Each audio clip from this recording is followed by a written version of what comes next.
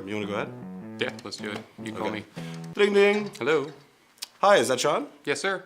Sean, it's Dylan Provencher calling from the Real Estate Brothers. I'm sorry to bother you today. I'm just calling because I noticed that you live on 123 Main Street. Is that still the case? Yes, that's right. Oh, that's awesome. Well, like I said, I won't take much of your time. We've got this phenomenal, wonderful family that's hired us, and we're really enjoying working for them, but they're a little bit frustrated with what's on the market. They've asked me just to call you and a few of your neighbors and see if there might be anyone on the street who would consider selling their house. Does that sound like something that you might be interested in? No, you know what? I'm not really thinking about moving. I totally don't blame you. It's a great street.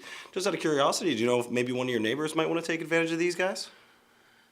No, I don't really talk to my neighbors much. I got one more question.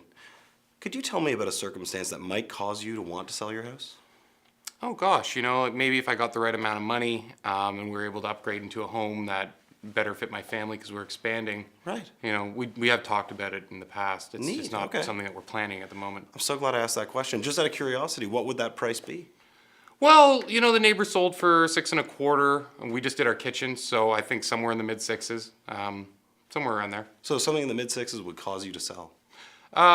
Yes, but I would have to find that other property and kind of figure out where I'm going because I've got kids. I totally understand that. Just out of curiosity, is there something about the house that you're in now that you don't like that you would like to have in your next home?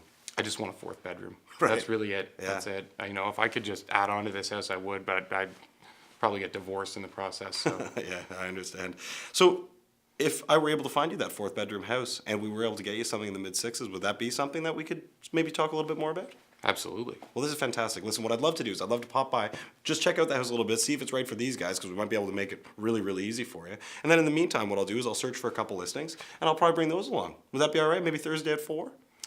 You know what? You sound like a really nice guy, but I got to talk to my wife before I go setting an appointment. So why don't I call you back? Well, that sounds reasonable. I have to be honest, though, I actually do book up my schedule fairly far in advance. So what I'd love to do is, we can cancel anytime, obviously. But if it's all right with you, I'd really love to set a time now. And it doesn't need to be Thursday at 4. We could also do Friday at 2 if that's easier.